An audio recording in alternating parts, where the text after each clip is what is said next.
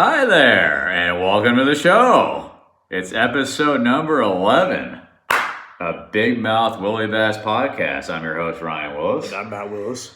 Took a couple week hiatus again. Super busy, I promise. We were just working, 60 hours a week, something like that? We're workaholics. With overtime. But we're back at it again, baby. You can never push us off to the side for long. Better than ever. That's right. Hope everyone's doing well out there.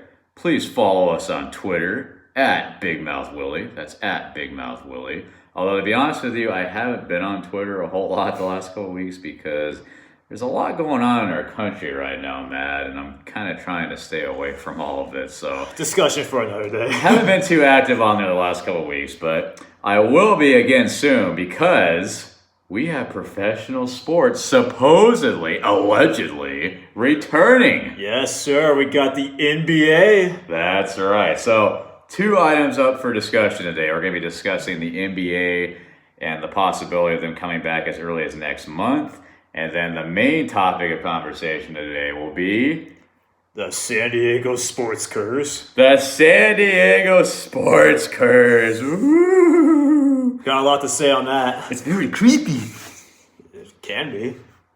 Should be a very interesting topic. And as always, we encourage you to leave comments on either YouTube or Podbean, however you watch/listen to us. Yes, if you're watching this and you have not subscribed yet on YouTube, pause the video and do that right now. I know, right? I think there are quite a few people that listen to our show or watch our show on YouTube, and they don't subscribe. They watch it every single show, but they don't subscribe. Yeah. They don't like it.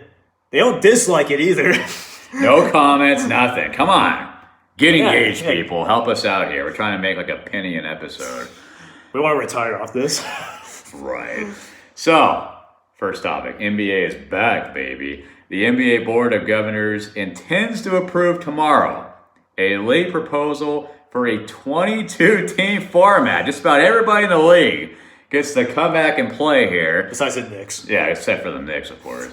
At the Walt Disney Resort in Orlando, Florida, to resume the remainder of the regular season. The last time an NBA game was played was back on March 11th. It's been almost 3 months. So, the way it's going to be looking here, it's going to be 13 teams out of the Western Conference, 9 from the East.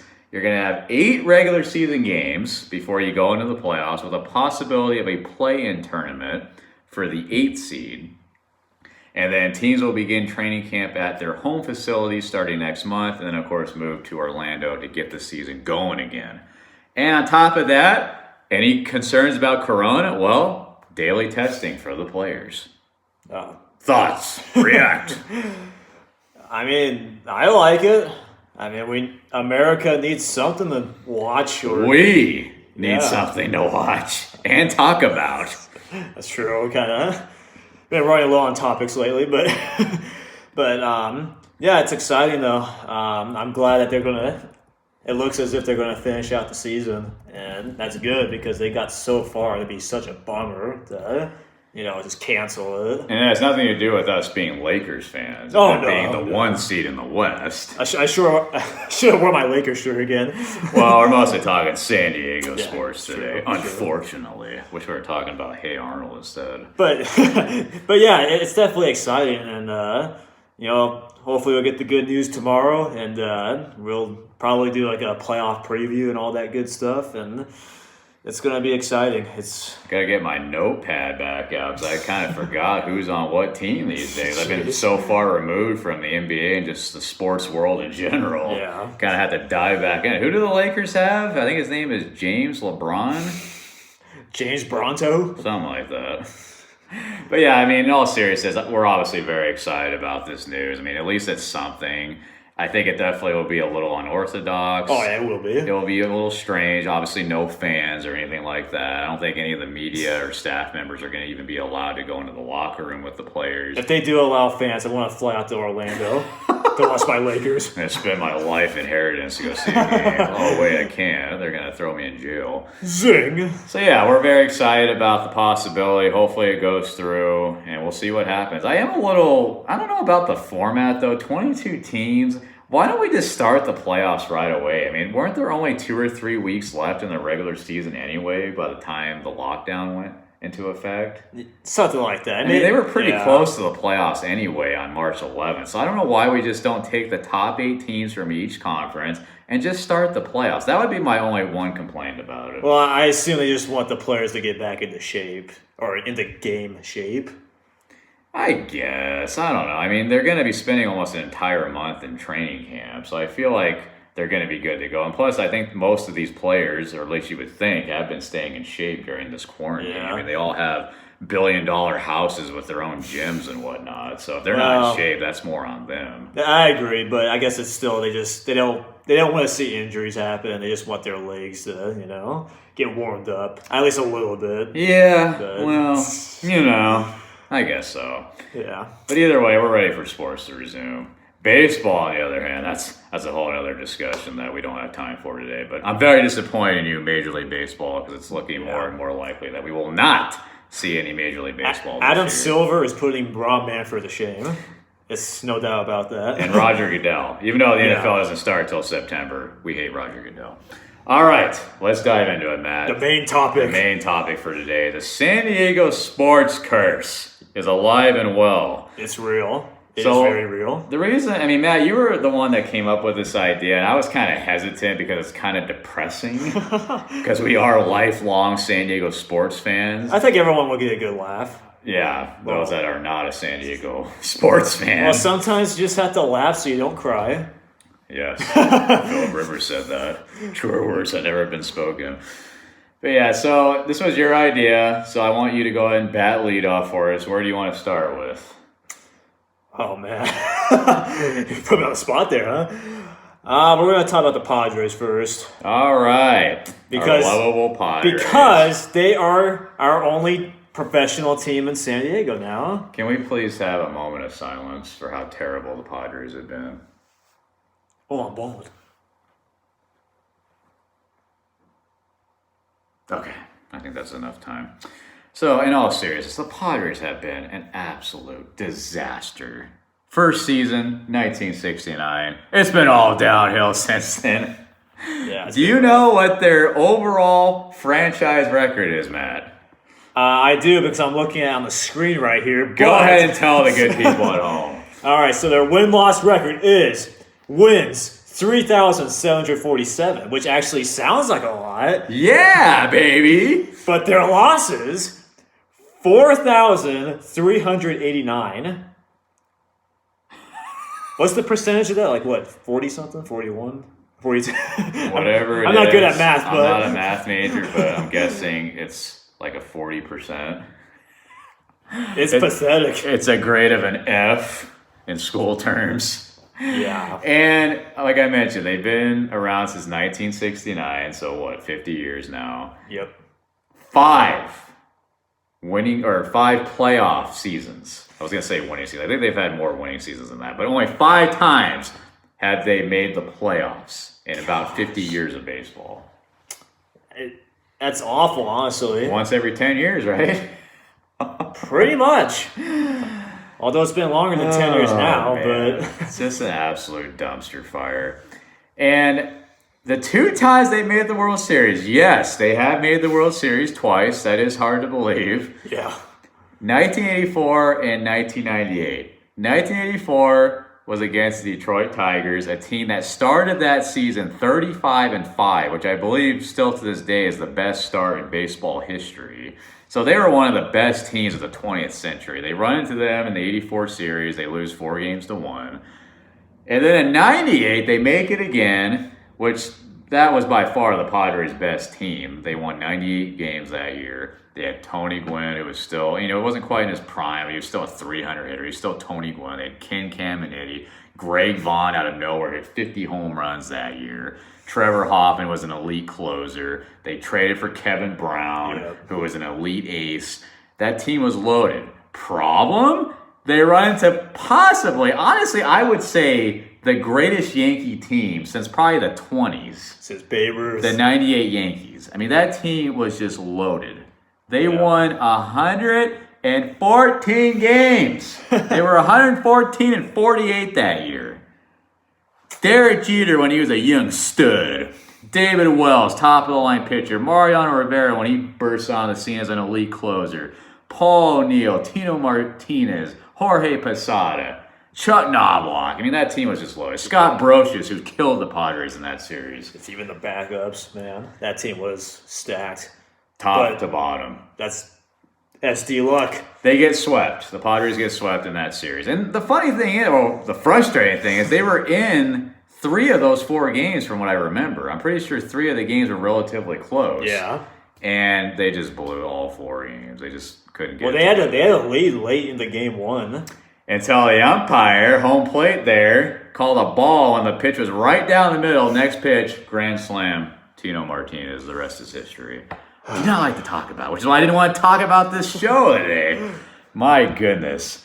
So yeah, I mean, the Padres, just the worst kind of luck you can imagine. And on top of that, a lot of obviously self-inflicted wounds with that. Yes. They have traded away future Hall of Famers or just superstars. Roberto Alomar, count it with me.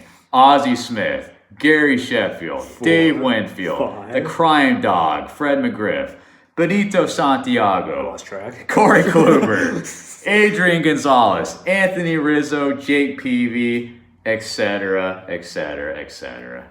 We love our Padres here in San Diego. We also hate their generic logos and their old colors that they've gotten rid of, thankfully. Brown is back. I need a new hat, too. But wait, there's more. 2004, they had the first overall pick. Time to turn the franchise around, right, Matt? Nope. Who did they draft? They drafted Matt Bush. Huh? No relation, of course, to me, but Some high school kid, when they had Justin Verlander, who's going to probably go into the Hall of Fame one day, First an ballot. elite starting pitcher, staring right at them in the face. No, we're going to draft this high school kid because he's cheaper. gosh. Jared Weaver was also a part of that draft class, and he was a hell of a pitcher, too. Pretty much anybody would have been a better pick in that class than Matt Bush. Troublemaker. He did finally make it to the big leagues, but it wasn't what the Padres. It was as a relief pitcher, not even a shortstop as he was drafted as. A relief pitcher for the Rangers, but that was short-lived. He got in all kinds of trouble. I think he was involved in a car wreck where he paralyzed the guy. He went to, I believe it was a high school, and beat up a kid screaming out, Mother effing Bush. Just an absolute disaster that was. So Worst Padres pick by far. I There's think been plenty of them. Yeah, and the Padres have always notoriously drafted horribly. Yeah. I mean, Jake Peavy was one of their homegrown talents, like one of their very few. Other than Tony Gwynn, of course. Tony Gwynn will always be, number one when it comes to drafting somebody and actually making it to the big leagues and staying with the Padres. Yeah, pretty much the only one. Yeah, but that was because Tony was such a sweet guy. He just wanted to stay loyal to his city. But you don't get that really from anyone else, understandably so. I mean, honestly, if I was Tony Gwynn, I probably would have left the Padres during my career. I wouldn't blame him. I don't think anybody would have blamed him. That's also why we love Tony so much, because he did stay in San Diego. In all seriousness, rest in peace to Mr. Padre, Tony Of course. Gwynn. I used to have it written right here. You can't see it anymore. It's kind of smudged, but I used to say rest in peace, number 19. Yeah, but just such a frustrating 50 years. And that's actually like... To a 50 more years, come on! Like, I know, it is sad that there is no baseball right now, but in a way, it's just like, what will the Padres actually do? Like, there's always like a certain level of hope with them, but it always evaporates after 1 or 2 games. Well, what do I usually say after opening day when they lose? Maybe next year. That's it.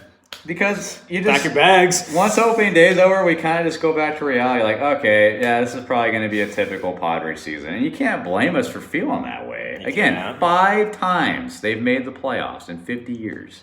Yeah, it's really sad, too, because, they got this beautiful ballpark, Petco Park, which is probably, if it's not the best ballpark in baseball, it's easily top 5. For sure. It's a beautiful ballpark. I hate driving to it.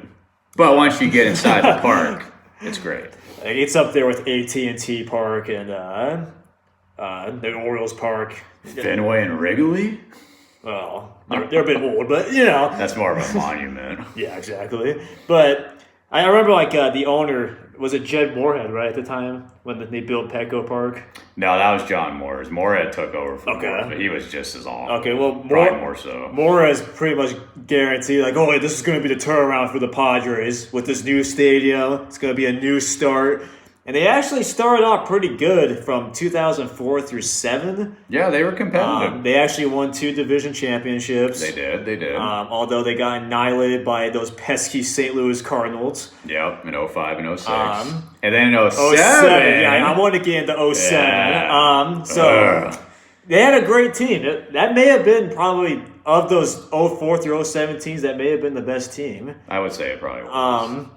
But the issue was the Colorado Rockies won like 50 games in a row to close out the year. And the Arizona Diamondbacks won the division, and the Padres and the Rockies tied for the wild card spot. Yep.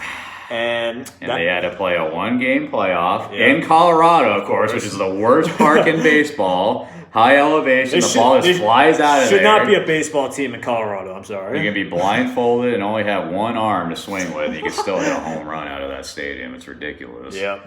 And they should have won that game. Matt Holliday did not touch home plate. He still has not touched home plate to this day. Watch the replay. Type in on YouTube, Matt Holliday touched home plate. It'll come up immediately. He did not touch home plate. Yeah, he did not touch it. And of course, Rocky fans will say otherwise. Well, of course, but, like, it's... And that was the last time they were in any sort of, 2010, they did win 90 games, and they should have made the playoffs that year. But guess what happened down the stretch? They had a 10-game losing streak, lost out to the Giants, who went on to win the World Series that year. That could have been our Padres. And ever since... And who did they fire as their manager, who went on to coach the Giants and win 3 World Series with them? Bruce Bochy. Yeah, just... San Diego sports curse. It's alive and well. Just awful, man. God. Yeah, then you mentioned Jeff Moorhead. I think that's how you pronounce his name. It doesn't matter anyway. I mean, he was a total putz. I mean, he only got in it for the money. And like a year or 2 later, they were in bankruptcy, so he had to sell the team off. And it was just everything you could possibly think of that could go wrong with a baseball team pretty much has happened, except for relocating. That's true. As we slide into the next X team, a part of the San Diego sports curse. We're probably going to talk about this team a little bit more. We'll see. The San Diego Chargers, rest in peace. Let's have a moment of silence for them. No, the Spaniards don't deserve it. I wasn't going to take my hat off. Screw that noise. Let's go along with the Chargers here, Matt. So, when they were San Diego's team still, first thing I think of as far as the 80s go, Don Coryell, the Eric Coryell years, where their offense was amazing. Dan Fouts, Charlie Joyner. They were scoring 40 points plus a game. Problem is they didn't have a defense. But anyway, they still had a lot of good teams in the early 80s. 1981, they made the playoffs, 82 playoffs. They go to Cincinnati to face the Bengals in the AFC Championship game. And it's the coldest game recorded in NFL history, a negative 59-degree wind chill. Yep, that's why they call it the Frozen Bowl, I believe. If it would have been San Diego, probably a completely different story. Chargers probably win the game. I mean, some would argue the Bengals were going to win no matter what, because I believe the Bengals and Chargers had played each other earlier that year, and the Bengals beat them up pretty good. But still, you would have to think if it was in San Diego or even just a neutral site where it wasn't so freezing, that it would have been a completely different game, because the Bengals annihilated them. So there was that. And that was kind of, I feel like, the beginning of this Chargers curse related to San Diego. Yeah. But then the Spanoses bought the franchise, which I believe was, mid-'80s, late 80s, somewhere in there. And that was really when things just took a nosedive for the worst here. And still there since. So losing season after losing season, they have a glimpse of the future, prosperity. They make the Super Bowl in 1994. Only to go up against Steve Young's San Francisco 49ers, a team that was absolutely loaded, destined to win. Young, of course, was trying to get out of the shadows of Joe Montana. Lights the Chargers up with, 6 touchdowns, I think it was. Yeah. Jerry Rice had 1,000 yards receiving that game. It was never close. The Niners just absolutely boat raced them. And that was the lone time the Chargers made it to the Super Bowl. And hopefully it'll stay like that. Yeah. We'll get to that, though. We'll get to that. 1998. Ryan Leaf gets drafted number 2 overall by the San Diego Chargers. Who got picked at number 1 right in front of him? Peyton Manning. Peyton Manning, who would go on to be, if not the best, probably a top 5 quarterback of all time. But the mid-2000s, Matt, gave us a glimpse of, wow, this is what a real football team feels like. Gave us hope. From 2004 to 2009, the Chargers were one of the most competitive teams in the NFL. They were. Loaded rosters. They go 14-2. This was by far their best team. In 2006, they went 14-2. They had a bye week, first round. They had home field advantage.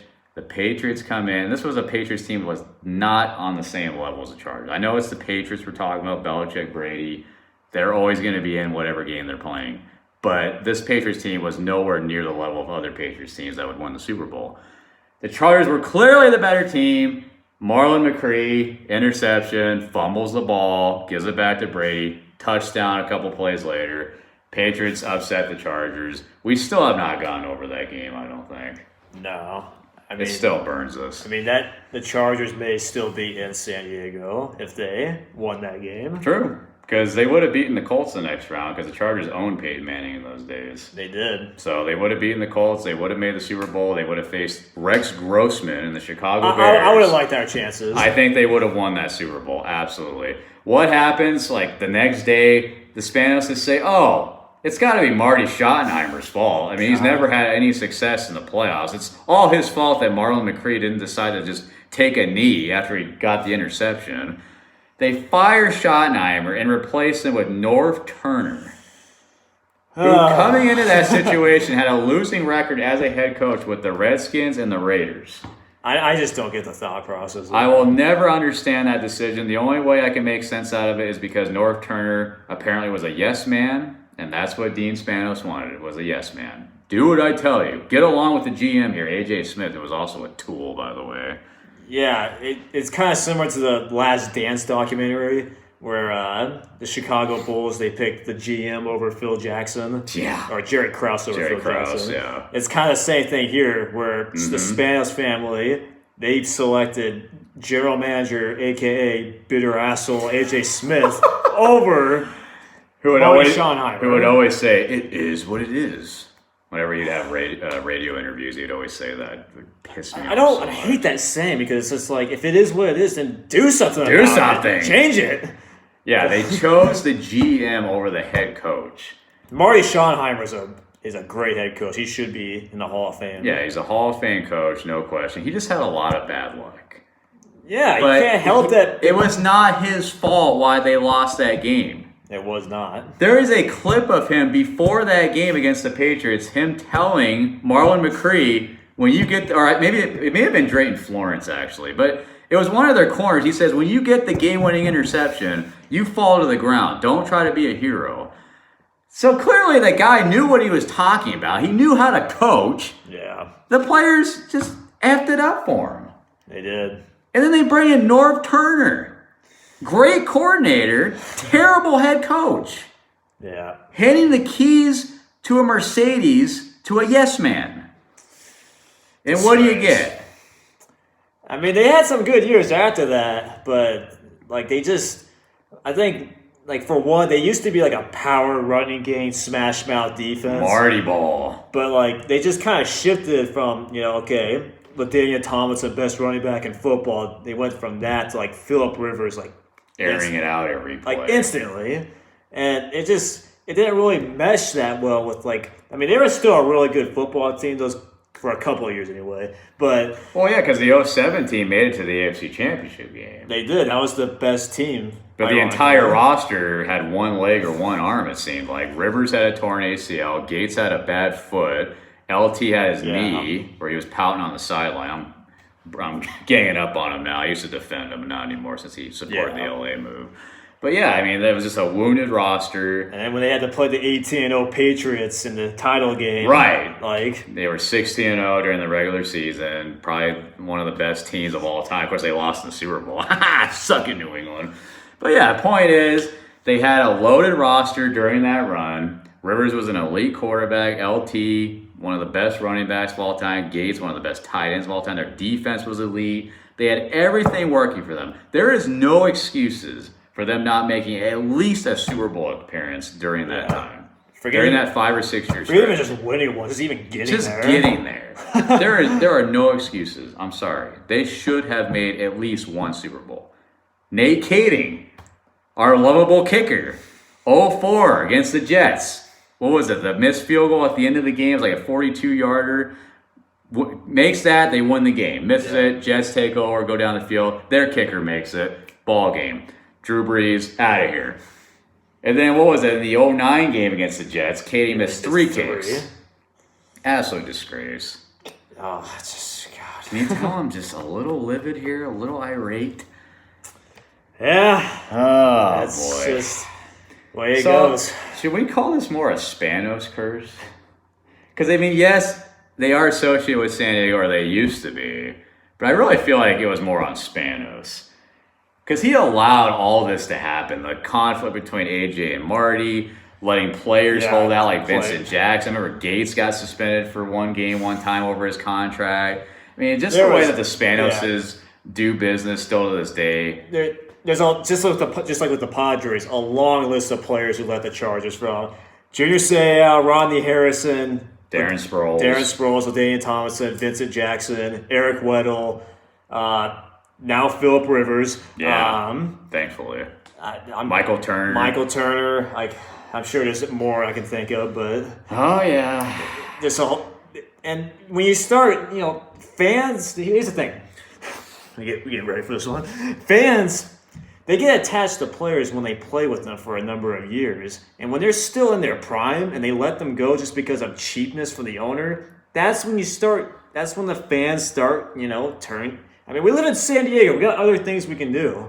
I mean, I would still go to the games because I like sports, but many other people are just, they would rather do other things. And, I don't blame them because terrible ownership. Why would you want to give them your money? I'm glad you brought that up, though, Matt, because I was going to rant about this real quick. I hate it when fans from other cities always say, "Oh, you guys live in San Diego. You have great weather. You don't need a good sports team. Like, you don't need sport. You just go to the beach every day, right?" F off, you turd. Exactly. Just because we have nice weather does not mean we don't deserve a decent sports franchise. Or just one title. I have never understood that logic, and it pisses me off. It's like me saying, "Oh, you live in a cold weather city? Oh, well, you shouldn't be able to drive a nice car. You shouldn't be allowed to barbecue outside. It's always cold outside." It makes no sense. Yeah, it's such a flawed argument. I hate it. So stop that. If you're one of those East Coasters that always say, "Oh, you live on the West Coast, nice weather," just shut up. Honestly, shut I would rather take bad weather and have a great sports team. I would too. This weather gets boring. Get my sweatshirts out. Let's do it. Jeez. Man. Oh, so anyway. Sorry, I agree. I agree. I'm glad you did that. I would say I think exactly the same way. I want good sports. It just, bottom line, it really flat out sucks to be a sports fan in this town. Because now we only have one professional sports team, the Padres. The Chargers are gone. They moved to LA where their ineptness has continued. Big surprise there. But yeah, I just don't know what it is, man. You can even point towards San Diego State. They've had a lot of good basketball teams in recent years. They never get anywhere. Well, even right now, they had probably arguably their best team ever. Yeah. COVID-19 suspended their year, and they don't even have the opportunity to prove themselves. They only lost 2 games the entire year. Yeah. That's what we're saying, man. And now the Aztec football team's trying to get a stadium built, and that's a whole fiasco. Everything just has to be made so complicated for our sports teams. Everything. Honestly, though, when the Chargers did move a few years ago, that's when I was like, man, I just don't think we will ever be happy as sports fans. Yeah. I still cannot, to this day, believe the Chargers moved. Yeah, and cannot believe it. To this day, I've tried a couple of times to try to follow another NFL team, but it gets just, after a day or two, it's just no. When you bleed your heart out so much for one team, and when it comes to just, jerseys, shirts, tickets, Just memories, man. memories, and they just strip that away for you over money because that's all it is. It's just money. It's Right. not fans because clearly they have Just because their value went up like a percentage point, not even a percentage point, I don't think, they wanted to move to LA. And now they have no fans. Well, they have a few, and they seem to all be relatives or people we know. Just because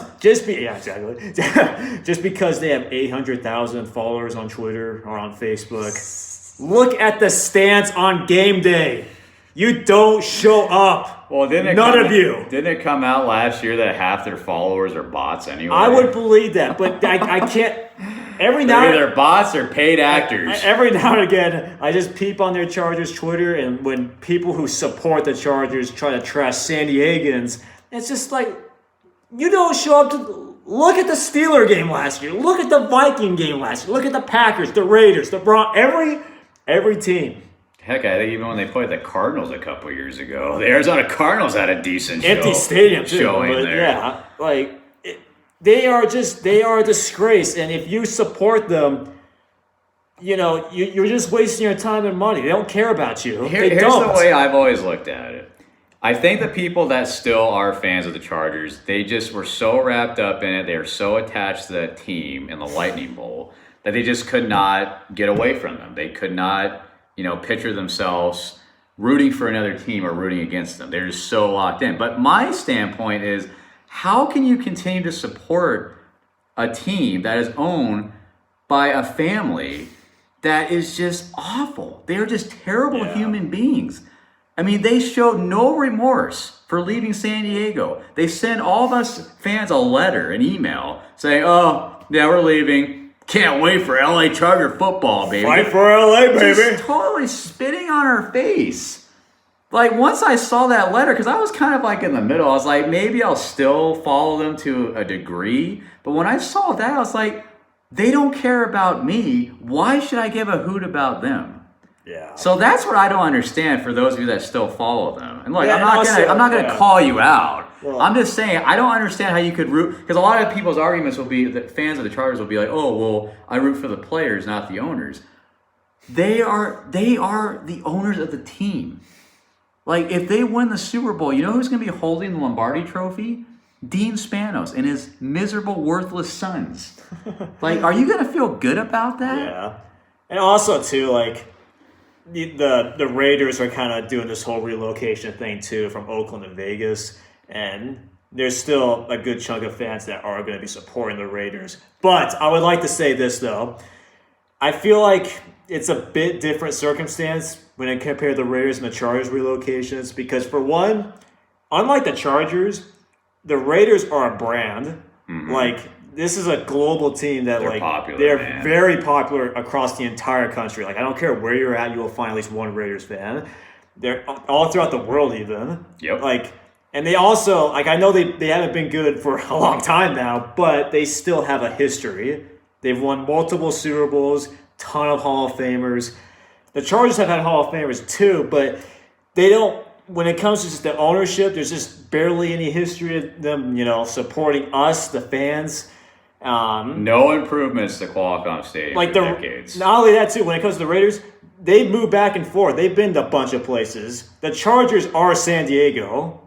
I know they were in LA for 1 year in 1960. Yeah. But that doesn't count because they moved there. And they were like, it's time to return to our roots where it all started. Yeah, you mean back in 1960, a year that nobody remembers? Yeah, when you had like 5,000 people in the crowd. Yeah. Like, oh, my goodness, man. the Chargers are just a disgrace. If you still support them, again, that's your choice, whatever. But I will never understand it. Like, I turned on an LA Chargers game shortly after they made the move, and I was like, how could you root for these bums?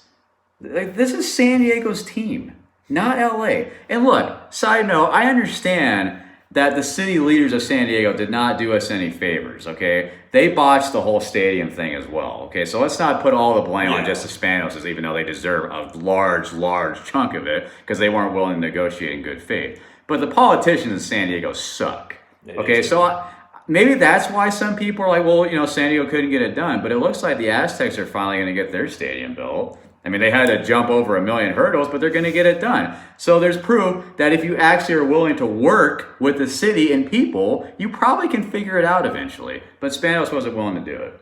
He was looking for the easy way out. He was looking for a handout. There you go. He doesn't even own that new stadium up in LA. He's a renter. And again, one last thing about the fan things, because a lot of people who still support them will say, well, it was kind of like that in San Diego as well. Well, again, that's because they were threatening to leave. They were threatening to leave. There was just no guarantee that next year was guaranteed. And again, players, their cheapness, letting all the players go, bad coaches. Why would we want to support this team? Breathe. Look, I get loyalty and all that, but at the same time, it just comes to a point where it's just when do we draw the line from just following them at this point? Just seems like you're part of a cult. Why are you going to be loyal to people that aren't loyal to you? They don't give a crap about you. I hate to break it to you, Matt. I am burning up literally right now from just how angry I am getting. I gotta turn on the fan real quick. It is just way too hot in here. Great, the light's on. How do I turn that up? There we go. Motel 6.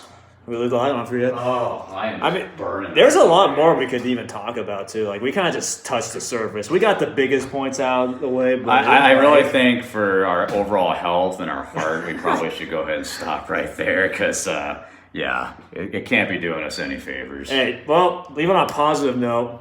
If the Padres get their top farm system together, I mean, who knows? You mean the one we've been hearing about for 5 years now, and how 2018 is going to be our year? Oh, just kidding. 2019, lol, JK, 2020. Now coronavirus.